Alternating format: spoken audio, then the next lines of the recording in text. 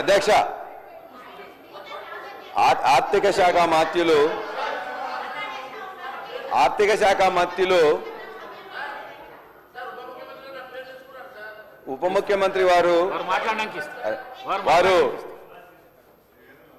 నేను విద్యాశాఖ మీద మాట్లాడే ముందు కొన్ని అంశాల ముందు వారు మాట్లాడుతూ చెప్పారు.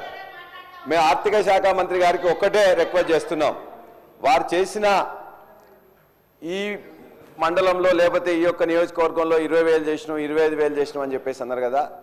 మా జనగామ నియోజకవర్గంలో 127 గ్రామాలు ఉన్నాయి. 127 గ్రామాలలో ఏ గ్రామానికైనా ఒక గ్రామానికి రండి. ఆ గ్రామంలో 100% చేసినని చెప్పేసి అంటే నేను అప్పుడే ముక్కు నేల మీద రాస్తా, నేను రిజైన్ కూడా చేస్తా అని చెప్పి మీకు ఛాలెంజ్ చేస్తా ఉన్నా.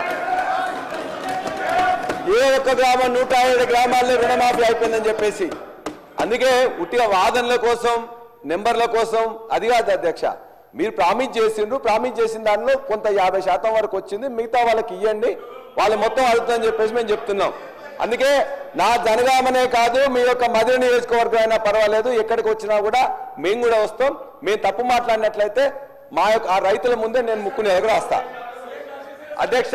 అది నేను వదిలిపెడుతున్నా అధ్యక్ష దాన్ని. ఎందుకంటే మేము ఇది మాట్లాడగానే వారు ఎందుకంటే సెంట్రల్ యూనివర్సిటీలో చదువుకున్నారు, మేము ఉస్మానియా యూనివర్సిటీలో చదువుకున్నాం. వారికి కొద్దిగంత ఎక్కువగా ఈ యొక్క గోబెల్స్ గురించి వాటి గురించి బాగా తెలుసు అధ్యక్ష. విద్యాశాఖకు మంత్రి గారుగా ముఖ్యమంత్రి గారు ఉన్నారు. ముఖ్యమంత్రి గారి పనితీరు ఎట్లా ఉంటుంది, ముఖ్యమంత్రి గారికి ఎంత టైం ఉంటుంది ఏం లేదని చెప్పి నేను సీఎంఓ ఆఫీస్లో పనిచేసిన కాబట్టి నాకు తెలుసు. కాబట్టి ముఖ్యమంత్రి గారు దానికి టైం ఇవ్వలేకపోతున్నారు. ఇప్పటిదాకా సెక్రటరీ కూడా 4 సార్లు సెక్రటరీలో మార్చిండ్రు. మాట్లాడుతున్నా అధ్యక్ష, నేను ఏం మాట్లాడతలేను. ఇవాళ ఆ విద్యాశాఖలో ఏదైతే ఈ 15 నెలల్లో జరిగిందో భారతదేశంలో ఏనాడు కూడా ఏ సంవత్సరంలో కూడా జరగనంతగా ఒక్క ఈ సంవత్సరంలో విద్యాశాఖలో స్కూల్ ఎడ్యుకేషన్లో 2 లక్షల మంది డ్రాప్ అవుట్ అయినరు. ఇది నేను రాసింది కాదు అధ్యక్ష, అనేక పేపర్లు వారు కూడా 1-2 సమయం మాట్లాడిండ్రు. 2 లక్షల మంది జూనియర్ కాలేజీలో డిగ్రీ కాలేజీలో మొత్తం తగ్గిపోయిండ్రు. యూనివర్సిటీల గురించి చాలా ఎక్కువగా చెప్పింది, మేము పట్టించుకోవట్లేదని చెప్పేసి. అదే యూనివర్సిటీలో ఒక మహిళా యూనివర్సిటీకి పేరు మార్చి మొత్తం కూడా ఇలా ఒక్క ఇటుక పెట్టలేదు, ఒక్క రూపాయి ఇవ్వలేదు, ఒక్క రిక్రూట్మెంట్ చేయలేదు. ఇవాళ మొత్తం స్కూల్ ఎడ్యుకేషన్ కానీ హైయర్ ఎడ్యుకేషన్ కానీ యూనివర్సిటీ ఎడ్యుకేషన్ కానీ మొత్తాన్ని పండబెట్టిండ్రు అధ్యక్ష. అంతేకాదు ఆర్థిక శాఖ మంత్రులు ఒక మాట చెప్పిండ్రు.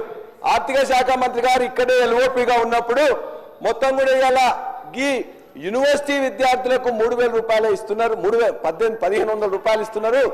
వాళ్ళకు కూడా 3,000 ఇచ్చే పరిస్థితుల్లో మీ ప్రభుత్వం లేదా? వాళ్ళందరినీ కూడా వ్యయంగా ఎందుకు ఎక్స్పెండిచర్ గా భావిస్తున్నారు? ఇది మానవ వనరుల మీద పెట్టినది కాబట్టి మీరు ఎందుకు ఇవ్వట్లేదని చెప్పేసి అడిగారు. మరి వారే ఇలా ఆర్థిక శాఖ మంత్రి అయినరు, వారు యూనివర్సిటీ నుంచి వచ్చిన వాళ్ళు. ఇంకో మాట కూడా చెప్పింది, ఇవాళ యూనివర్సిటీలో పేదవాళ్ళు ఉన్నారు, పేదవాళ్ళంత మాత్రాన వాళ్ళకి సబ్జెక్ట్ లేకుండా కాదు, వాళ్ళు ఇలా చాలా ఇబ్బంది పడుతున్నారు, పెంచుతామని చెప్తే మేము పెంచిన 1,500 నుంచి 1,800 చేసి దాన్ని 3 ఏళ్ల నుంచి ₹1 రాలేదు అధ్యక్ష. వీరు వచ్చిన 15 నెలల నుంచి కూడా ఏ యూనివర్సిటీకి కానీ ఏ ఎడ్యుకేషన్ డిపార్ట్మెంట్ కానీ ఎవరు కూడా ₹1 రాలే, ఒక్క ఇటుక పెట్టలే, ఒక్క రిక్రూట్మెంట్ స్కూల్ ఎడ్యుకేషన్ లో కొన్ని జరిపినారు అధ్యక్ష. అంతే తప్ప కానీ ఎక్కడ చేయలేదు. దయచేసి విద్యాశాఖ మంత్రులుగా ఉన్న ముఖ్యమంత్రిగా నేను విజ్ఞప్తి చేస్తున్నాం, ఇది అందరూ కూడా ఆలోచించి